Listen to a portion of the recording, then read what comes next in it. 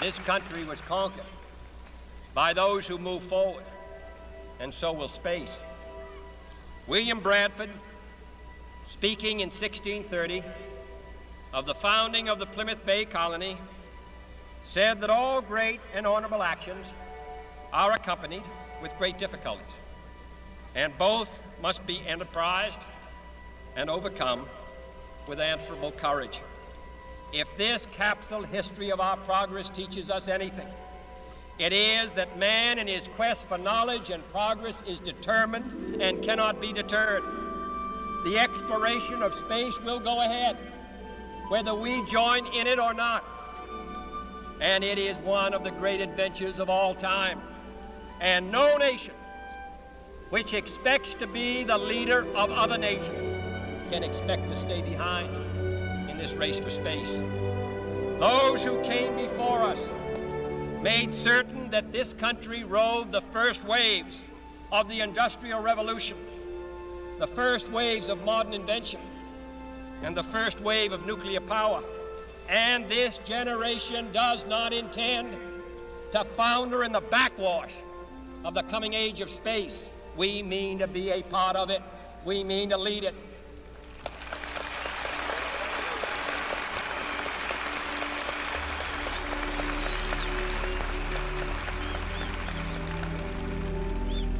For the eyes of the world now look into space, to the moon and to the planets beyond.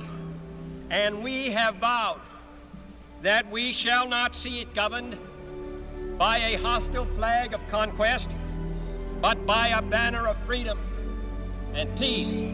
We have vowed that we shall not see space filled with weapons of mass destruction, but with instruments of knowledge and understanding. Yet the vows of this nation can only be fulfilled if we in this nation are first, and therefore we intend to be first.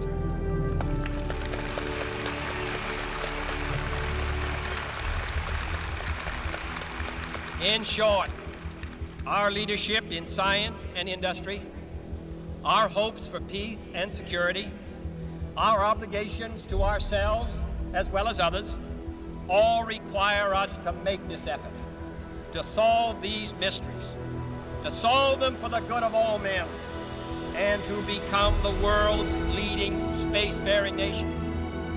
We set sail on this new sea because there is new knowledge to be gained and new rights to be won, and they must be won and used for the progress of all people. For space science, like nuclear science and all technology, has no conscience of its own. Whether it will become a force for good or ill depends on man. And only if the United States occupies a position of preeminence can we help decide whether this new ocean will be a sea of peace or a new terrifying theater of war. I do not say that we should or will go unprotected against the hostile misuse of space any more than we go unprotected against the hostile use of land or sea.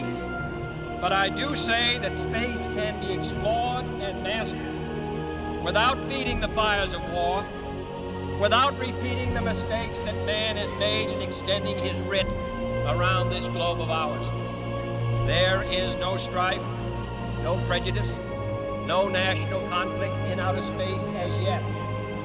Its hazards are hostile to us all.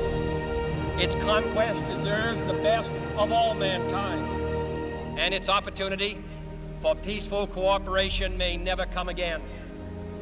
But why, some say, the moon? Why choose this as our goal? And they may well ask, why climb the highest mountain?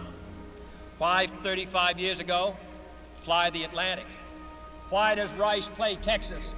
We choose to go to the moon. We choose to go to the moon.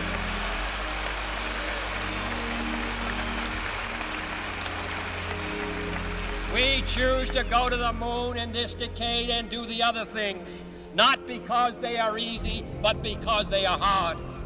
Because that goal will serve to organize and measure the best of our energies and skills, because that challenge is one that we're willing to accept, one we are unwilling to postpone, and one we intend to win, and the others too. It is for these reasons that I regard the decision last year to shift our efforts in space from low to high gear as among the most important decisions that will be made during my incumbency in the office of the presidency. In the last 24 hours, we have seen facilities now being created for the greatest and most complex exploration in man's history.